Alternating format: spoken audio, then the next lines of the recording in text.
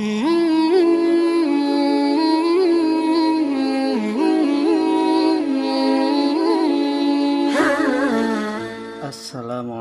warahmatullahi wabarakatuh. Kaifahalukum anak-anak kelas 5. Semoga semuanya selalu diberikan kesehatan serta mendapatkan lindungan dari Allah Subhanahu wa taala. Ya, kepada anak-anak kelas 5, terus semangat ya untuk pembelajaran jarak jauhnya. Nah, langsung saja pada pagi hari ini kita akan belajar tentang sejarah kebudayaan Islam khususnya di kelas 5 pada pertemuan ke-14 dan bertepatan pada tanggal 5 Rabiul Akhir 1442 Hijriah. Bapak harapkan kepada anak-anak kelas 5 A, B, C, dan D agar dicatat dan disimak dengan sebaik-baiknya. Nah, anak-anak kelas 5A, B, C, dan D, pada pertemuan sebelumnya kita sudah melakukan beberapa latihan dan juga ulangan mengenai tentang peristiwa Fathu Mekah. Nah, insya Allah pada pertemuan pagi hari ini kita akan melanjutkan materi tersebut,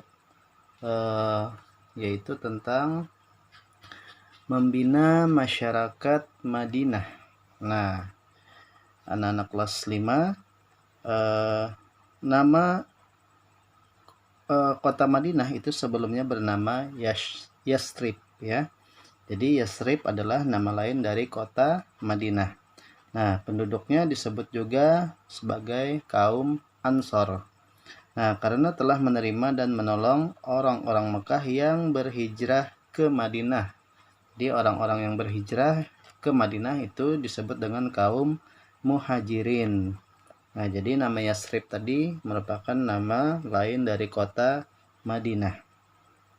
Nah, ketika terdengar oleh penduduk Madinah ada seseorang yang mendatangi Nabi Muhammad SAW. Mereka langsung mengikuti dan membenarkan kenabiannya. Nah, yang kemudian menghasilkan ada yang namanya perjanjian Aqabah 1 dan perjanjian Aqabah 2 atau Bai'atul Aqabah ya. Nah, dari perjanjian ini kemudian mereka menyusun strategi untuk meminta Nabi Muhammad SAW datang ke Yasrib. Nah, tujuannya untuk mengajak bangsanya memeluk Islam. Nah, jadi di Madinah masih sedikit masyarakat yang beragama Islam. Nah, pertama-tama kita akan mempelajari tentang perjanjian Aqabah pertama. Nah, perjanjian Aqabah pertama ini itu terdiri dari 12 orang ya. Jadi dari pada tahun ke-12 setelah kenabian Nabi Muhammad itu didatangi dari 12 orang dari Yasrib yang menyatakan diri hendak masuk Islam. Nah, mereka menerima dakwah Nabi dan menyatakan keislamannya di hadapan Nabi. Nah, pertemuan itu pun terjadi di Bukit Aqabah namanya. Nah, makanya disebut Bai'atul Aqabah atau perjanjian Aqabah. Nah, mereka mengadakan persetujuan untuk membantu Nabi Muhammad SAW dalam menyiarkan Islam. Jadi mereka yang memeluk agama Islam tadi ingin membantu mengembangkan dan memperluas ajaran agama Islam yang ada di kota Madinah. Nah, perjanjian itu dikenal dalam sejarah yaitu Aqabah 1 atau Bai'atul Aqabah 1. Nah, yang isinya antara lain isinya itu yang pertama setia kepada Nabi Muhammad serta rela berkurban harta, jiwa demi menyebarkan agama Islam. Nah, yang kedua tidak menyekutukan Allah. Yang ketiga tidak berzina, tidak mencuri dan tidak membunuh anak-anak sendiri, tidak curang serta tidak boleh berbohong atau dusta ya. Nah, jadi mereka yang 12 orang ini berasal dari Yasrib ingin menyatakan diri dan ingin membantu Nabi Muhammad dalam menyiarkan agama Islam, sehingga terjadilah yang namanya perjanjian Aqabah pertama di Bukit Aqabah. Nah, nanti akan ada perjanjian Aqabah yang kedua. Jadi sebelum Nabi Muhammad membina masyarakat Madinah, nah terlebih dulu ada yang namanya perjanjian Aqabah. Sekarang kita lanjutkan perjanjian Aqabah kedua. Nah, perjanjian Aqabah kedua ini itu terjadi pada tahun ke-13 setelah kenabian, yang juga pada musim haji, jadi bertepatan pada musim haji. Nah, orang Yastrib itu datang lagi yang jumlahnya sangat besar dari yang pertama, yaitu kurang lebih ada sekitar 73 orang ya. Nah, tujuan mereka hanya untuk beribadah, untuk melaksanakan ibadah haji. Nah, mereka ini ingin menyampaikan pesan kepada Nabi Muhammad, yaitu meminta kepada Nabi Muhammad untuk bersedia datang ke Yasrib atau Madinah ya, untuk memberikan penjelasan dan pengajaran agama Islam. Nah, pada pertemuan ini itu dikenal dengan perjanjian Aqabah 2 atau Bai'atul Aqabah 2.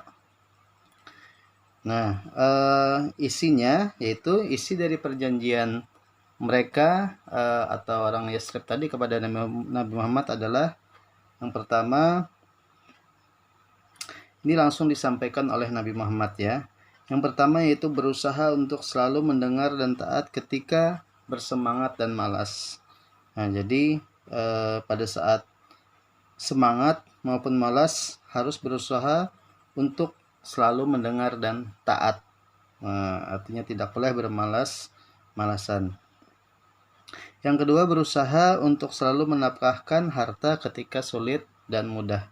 Walaupun dalam keadaan sulit ataupun mudah, harus tetap menafkahkan harta ya, atau menginfakkan atau juga mensedekahkan. Nah, yang ketiga, berusaha untuk selalu menyeru kepada yang ma'ruf dan mencegah yang mungkar. Jadi mengajak untuk berbuat kebaikan serta menjauhi perbuatan yang sifatnya keburukan. Yang keempat, berusaha untuk tetap tegak berdiri dari celaan orang yang suka mencela karena Allah Subhanahu wa taala.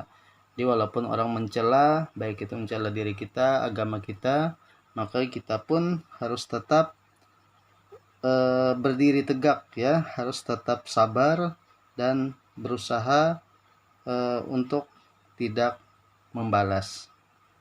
Nah, kemudian yang kelima, hendaklah kalian menolongku jika aku datang kepada kalian, melindungiku sebagaimana kalian melindungi diri, istri, dan anak-anak kalian, maka bagi kalian adalah surga. Nah, Masya Allah sekali ya, luar biasa yang disampaikan Rasulullah.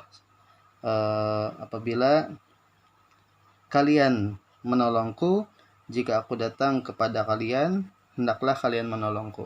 Nah, jadi mereka disampaikan oleh Nabi Muhammad untuk melindungi Nabi Muhammad sebagaimana mereka melindungi keluarga mereka.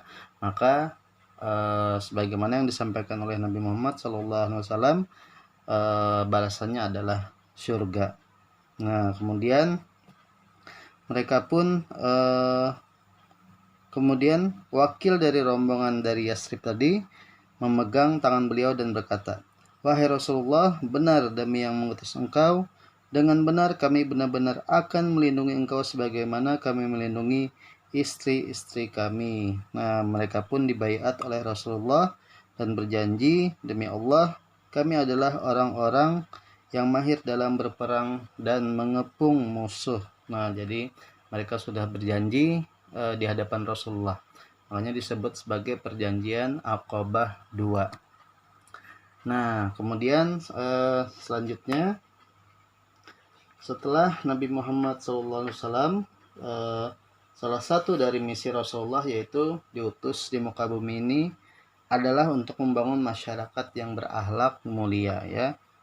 Sebagaimana beliau merupakan rahmatan lil alamin atau rahmat untuk seluruh alam.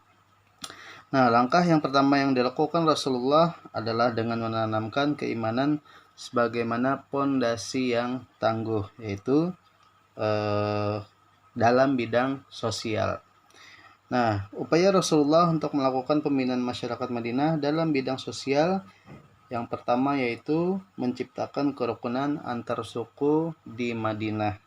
Nah, sebagaimana sebelum Islam datang itu ada suku Aus dan suku Hajraj yang selalu terjadi perselisihan, bahkan tidak jarang terjadinya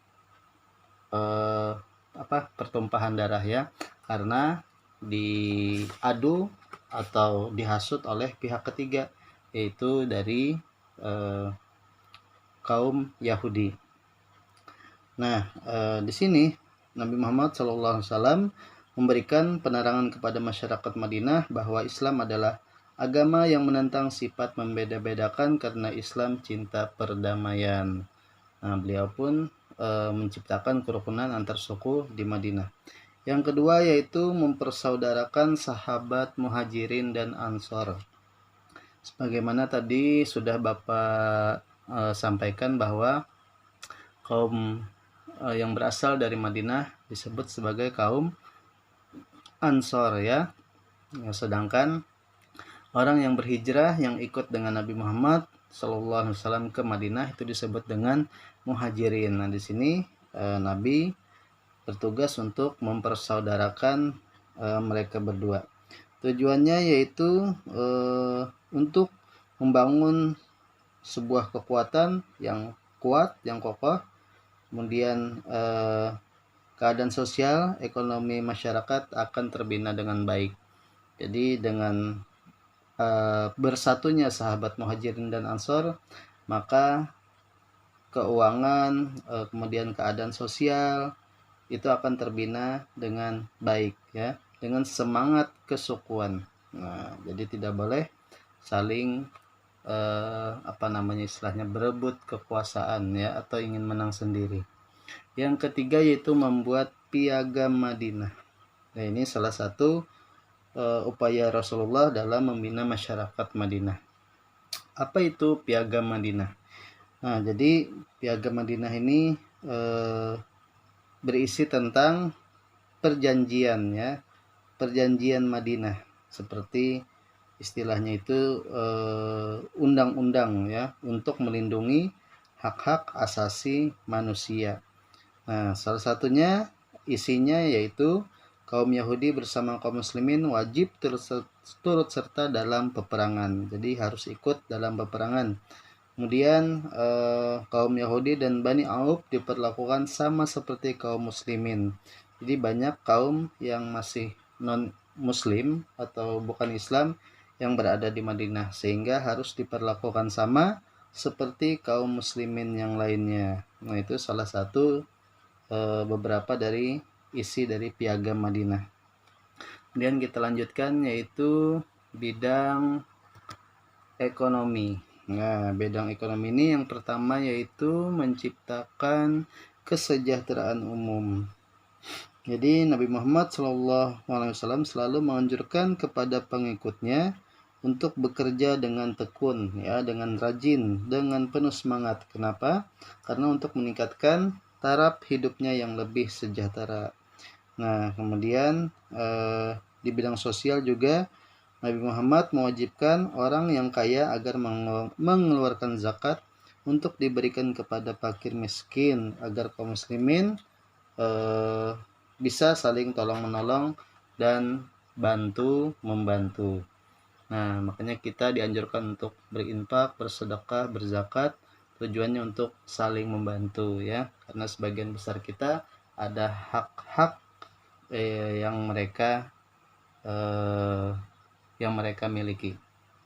Nah, yang kedua yaitu kegiatan ekonomi. Nah, kegiatan ekonomi ini banyak sekali yang disampaikan oleh Rasulullah, yaitu yang pertama, Rasulullah melarang orang yang melakukan akad jual beli dengan sumpah. Jadi tidak boleh bersumpah ya, apalagi membawa nama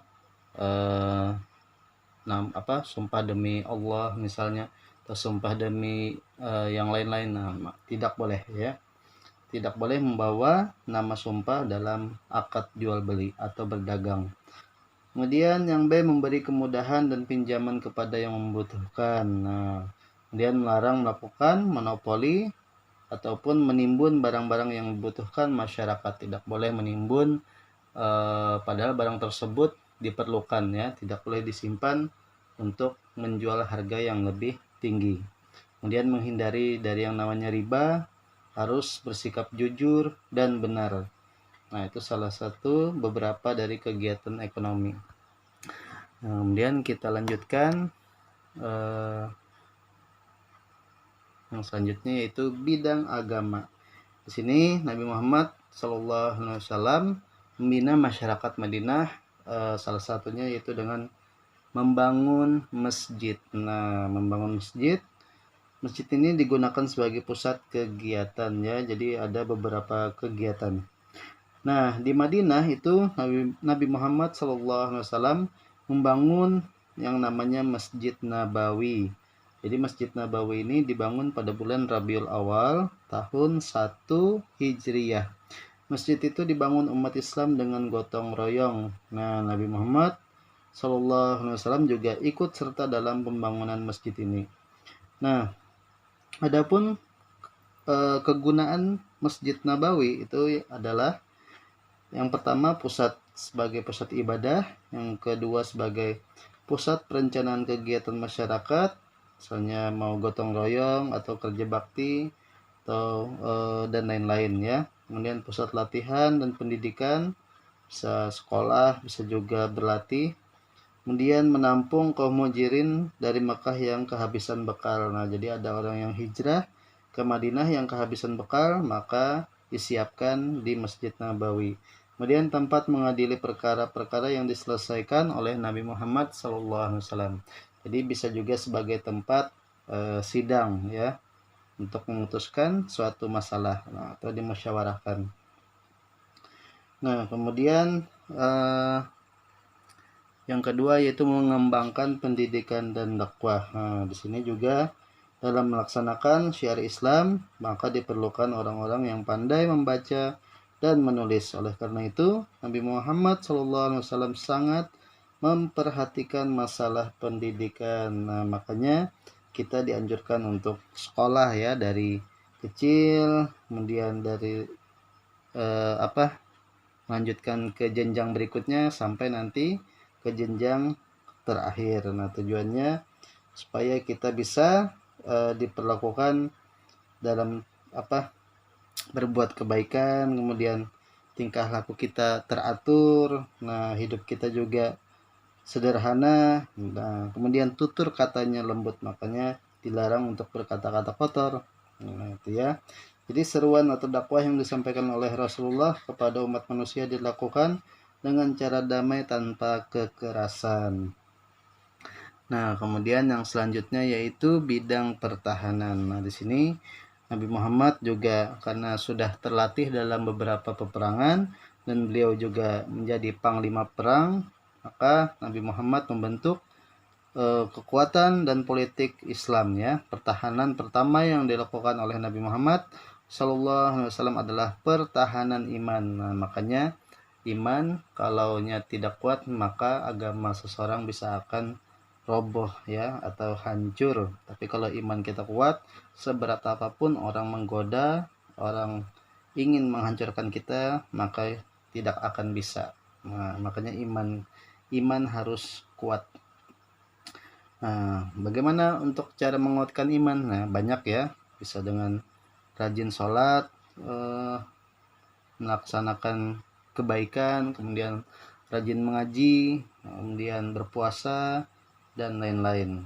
Nah, adapun sistem pertahanan Rasulullah dalam bidang militer.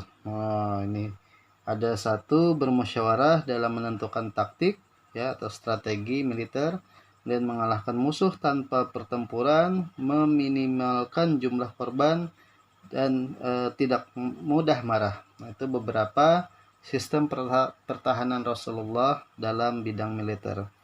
Jadi untuk menjaga stabilitas keamanan dan pertahanan negara, maka Rasulullah SAW juga telah menyiapkan pasukan yang bertugas membela dan mempertahankan negara dari berbagai ancaman. Nah, jadi luar biasa sekali sifat yang dimiliki oleh Rasulullah SAW.